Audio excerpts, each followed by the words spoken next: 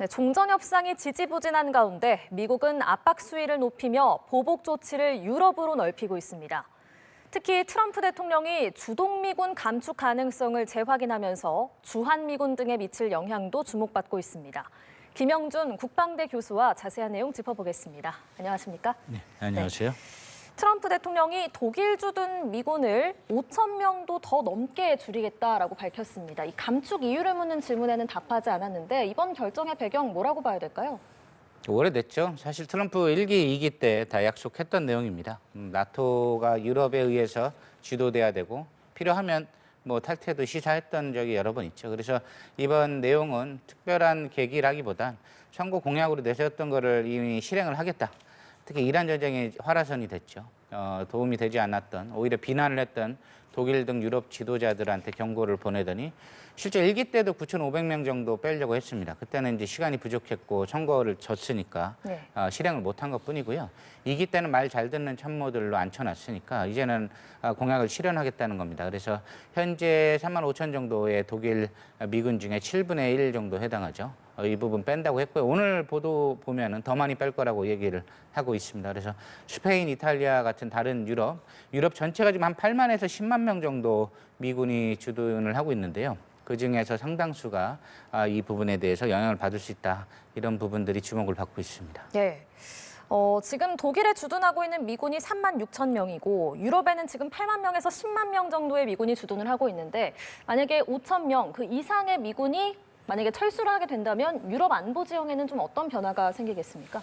상징적인 것이요. 사실 러시아 우크라이나 전쟁이 안 끝났잖아요. 예. 그런 부분에 있어서 미군이 지금 상황에서 전쟁 전에 움직이는 것 자체가 상당히 심리적인 요인을 줄 수 있고 러시아한테 사인을 줄 수 있는 것이죠. 네. 이런 부분에 있어서 사실 트럼프는 유럽보다는 러시아와 더 가까워 보이는 게 수년간의 행태였고요. 그런 부분에 있어서 사실 스페인, 이탈리아 구체적인 나라들이 거론되고 있는데 독일을 포함해서 독일만 해도 5천에서 더 이상 될 것이다라고 트럼프 대통령이 밝히고 있는 것은 놀라운 사실은 아니고 전체적인 주한미군 포함한 세 개의 미군 배치를 재조정하는 안에 이제 이 안이 있습니다. 문제는 1기 때는 10,000명 정도 빼려다 못했으니까 또 말로만 하는 거 아니냐. 그렇지 않습니다. 이번에는 그때는 말 안 듣는 참모들이 다 버텼고 1기 끝나고 2기로 넘어가는 와중에 6개월은 날려버렸어요. 후반부에.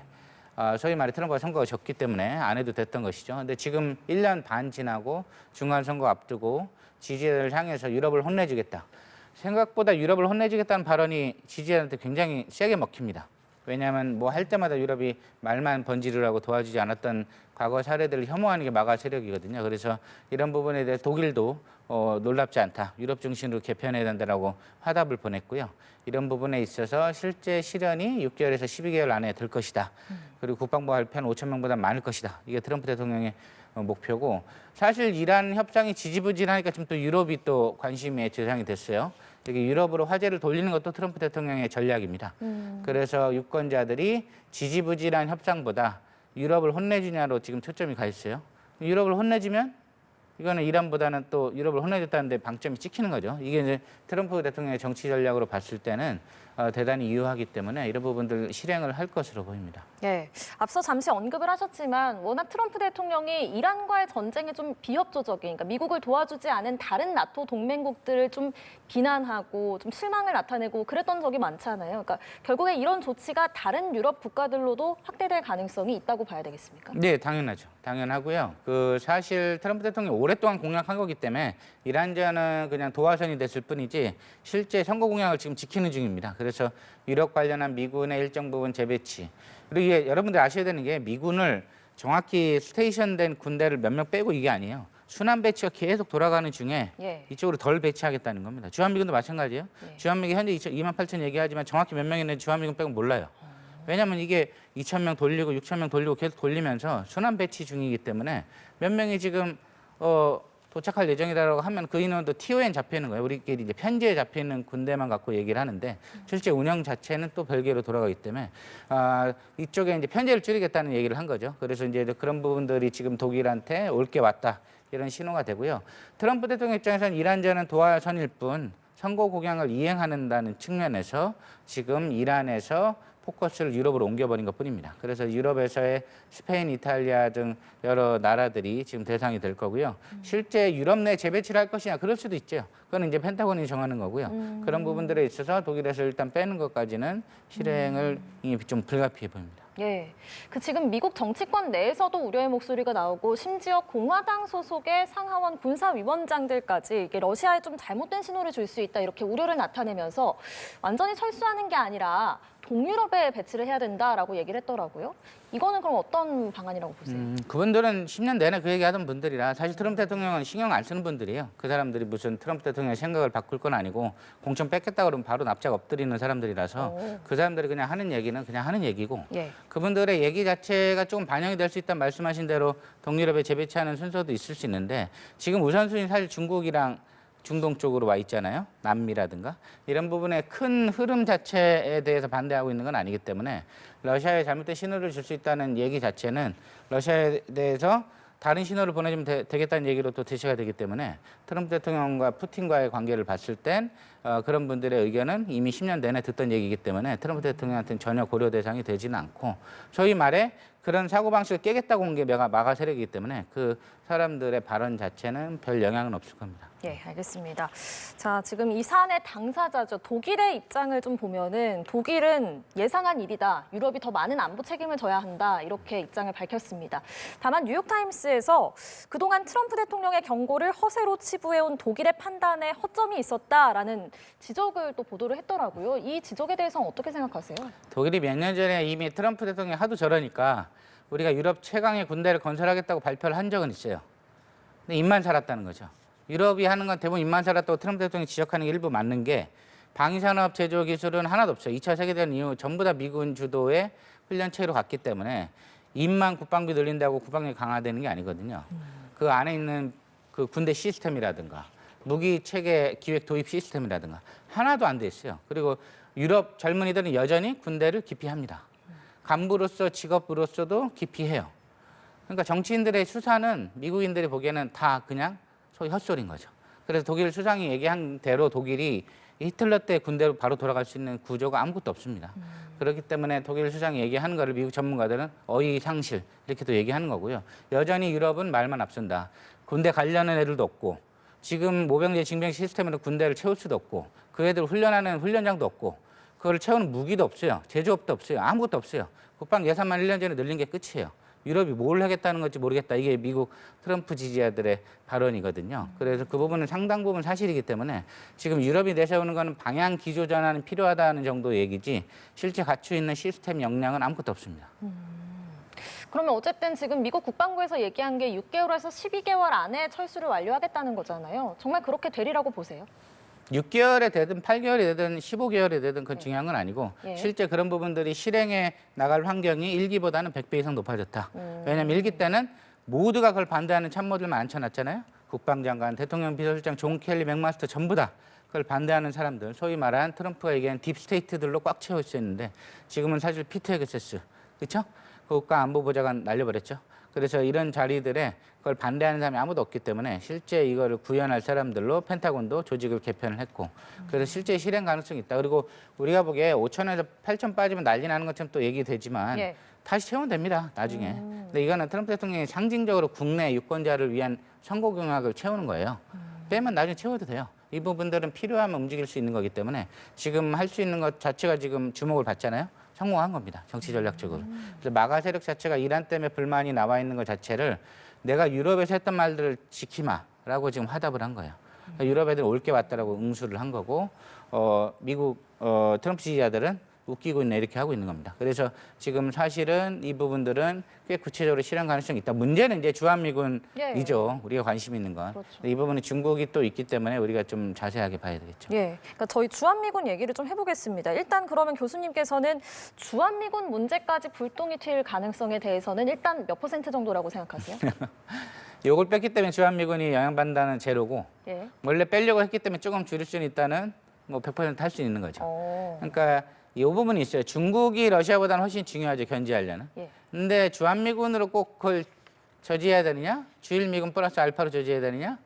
중동의 일부 좀 군대를 주한미군 빼서 갈 수 있느냐? 그러니까 주한미군 중에 제일 중요한 건 해군 공군이죠. 그죠? 그리고 군수 시스템들, 증원 변력 같은 유엔사 후방기지 이런 부분들이 연결되고 굳이 뺀다면 지금도 우리가 몇 명 실제 차 있는지 모르는 지상군의 일부를 조정을 할 수는 있습니다. 그래서 지금 주일미군을 키우고 있고 일본의 전투사령부들이 확장되는 거는 당연히 우리하고 직결되는 문제고 지금 정부를 봤을 때 미국 대통령은 우리가 하던 대로 하는 정부는 또 아니기 때문에 그런 부분에 있어서 여러 가지 고민들이 또 있는 것이죠. 그래서 주한미군이 요것 때문에 영향받는 건 없고 요 자체에 대한 재조정 안에서 실제 실행을 하는 부분이 있다. 그거는 실행을 계속 할 수 있습니다. 그러니까 중국이 있기 때문에 중국이 또 워낙 미국 입장에서 중요하기 때문에 중국 견제 때문에라도 좀 주한미군 감축할 가능성은 낮지 않냐라는 분석들이 좀 많이 나오고 있는데 그렇다면 주한미군 감축이 아니더라도 좀 이를 지렛대로 삼아서 우리나라에 더 큰 뭔가를 좀 부담을 요구할 가능성은 어떻게 보세요? 여러 가지 두세 개를 볼 거예요. 한국 정부가 중국 견제에 참여하려는 의지와 능력의 정도. 어느 정부냐에 따라서 보겠죠. 실제 또 하나는 실제 주한미군을 지상군은 줄여도 상관없어요. 미국 입장에선. 지상군은 동맹국들이 해주면 돼요. 해군군이 중요하기 때문에 해군군은 반드시 평택에 있을 필요가 있냐. 해군이 있어야겠죠. 공군도 오산에 있고. 지상군을 일부 줄일 수 있다. 그리고 주일미군의 역할이 사실 동북아 전투사령부 얘기도 많이 나오지만 일본을 중심으로 대중국 견제 전략을 허브 역할을 하겠다. 이런 식으로 가게 되면 한국에 있는 미군의 역할은 뭐냐 이렇게 이제 들어가는 거거든요. 그래서 이런 부분들이 사실 한국과 미국의 긴밀한 채널, 한미일 간의 긴밀한 채널, 거기에 필리핀, 호주 들어가는 거죠. 들어가야 되는데 이런 부분들이 만약 미군 우리한테 협조 없이 일본하고만 진행을 한다. 이런 부분이면 우리가 예고 없이 아마 결정만 통보받는 식으로 갈 수 있기 때문에 이런 부분들은 좀 대단히 우리가 우려의 마음을 갖고 미국, 일본과 협조적인 자세로 채널을 구축해야 된다. 네. 그렇지 않으면 결론만 통보받는 이상한 모양새가 될 수 있기 때문에 네. 미국, 일본, 호주가 결정한 걸 우리는 따르기만 하는 특히 주한미군은 걔네 나라 군대니까 우리는 읍소만 할 뿐 결정권은 없잖아요. 자기 나라 애들 자기가 빼겠다는데 어떻게 하겠어요. 국방수권법 얘기하는 분들이 있는데 트럼프 대통령은 그런 거 신경 안 써요. 국방수권법이 무슨 헌법이 아닙니다. 그거 갖고 뭐 빼는데 의회 승인 필요하나 다 필요 없는 얘기고 그렇게 할 거면 이라크전도 못했죠. 미국이 법으로 돌아가는 나라 같아도 필요한 건 행정 수반들이 다 어기고 합니다. 그렇기 때문에 우리가 그런 순진한 생각 갖고 국방수권법 타령하면 안 되고 미국하고 실제 의사소통을 하고 호르무즈가 뭘 해주겠다. 그리고 일본하고 지금 여러 가지를 강요하는 것 같은데 우리 역할은 뭐냐? 우리가 그중에 뭘 해줄 수 있다. 이라고 치고 들어가야 됩니다. 그렇지 않으면 어떻게 보면 낙동강 오리알 걔네들이 결정한 걸 통보만 받는 그것도 통보조차도 안 할 수도 있어요. 말씀드렸죠. 편제를 빼는 게 아니고 순환을 시킨다고. 순환을 시켜가지고 일본 쪽에 더 늘릴 수도 있어요. 편제 넘게. 이런 식으로 돌릴 수도 있기 때문에 우리가 그런 부분들은 미국, 일본과 대단히 가깝게 얘기를 나눠야 된다. 네, 미국, 일본과 소통을 강화하고 우리나라로서도 좀 기민하게 움직여야겠다 이런 말씀을 해주셨습니다. 저희 마지막으로 이 내용도 좀 짚어보겠습니다. 최근에 정동영 통일부 장관의 북한 구성 우라늄 핵시설 발언 이후에 미국이 대북 정보 공유를 좀 제한하고 있다라는 보도가 나왔습니다. 이게 미국이 제한하는 정보가 구체적으로 무엇이고 지금 이 상황은 어느 정도로 심각하게 보시는지요? 북한 관련한 여러 가지 정보들은 계속 공유해 왔었죠. 그중에 이번 발언 갖고 이제 여러 가지가 실제 공유되는 내용들이 좀 줄지 않느냐. 뭐 일부 줄었을 수도 있다고 봐요. 문제는 근본적인 거에 대한 한미 간의 공동된 전략적 목표는 좀 마련이 돼야 됩니다. 지금 우리 정부 입장에서 북한 문제도 풀고 싶고 중국에 대해서도 적당한 위치를 미국이 좀 이해해 줬으면 좋겠고 거기 안에서 글로벌 책임 국가로 갈 수 있는 한국의 역할에 미국이 좀 힘을 실어주면 좋겠고 다 하고 싶은데 이건 우리 생각이고 미국이 하고 싶은 게 있잖아요. 미국이 하고 싶은 건 중동에서의 전쟁을 좀 마무리하고 중국 견제 때 일본만큼은 아니더라도 한국이 적극적으로 좀 나서주길 바라고 이런 부분들에 있어서 우리가 좀 우선순위를 정해서 미국하고 좀 가야 됩니다. 그래서 이런 부분들은 전반적인 거에 대해서 우리가 좀 논의의 필요성이 느껴지는 상황이지 정동영 장관 뭐 본인에 대한 특정 발언 하나 자체를 갖고 어떤 난리가 났다 이렇게 보기보단 여러 가지들이 지금 좀 더 조율이 필요한 상황이다. 얼마 전에 유성남 안보실장 얘기한 것처럼 여러 가지 한미동맹 간의 의견들이 있을 수 있고 우선순위가 서로 다르니까 이런 것들을 좀 하려면 자주 만나야 됩니다. 대통령도 무슨 정상회담 몇 차에서 만나는 게 아니고 수시로 지금 이스라엘 네타냐후랑 트럼프랑 하루에 전화 몇 번 하겠어요. 우리 몇 번 할까요? 일본은 몇 번 할까요? 이걸 따져보면 예. 우리가 어차피 미국하고 뭘 결정해야 된다면 대북 정책도 우선순위도 좀 완급 조절도 하고 이런 것들 여러 가지를 좀 같이 해야 된다. 그렇지 않으면 이런 부분들은 정부 임기 내내 발생할 수 있다. 이렇게 말씀드립니다. 알겠습니다. 오늘 말씀은 여기까지 듣겠습니다. 지금까지 김영준 국방대 교수와 함께했습니다. 고맙습니다. 네, 감사합니다.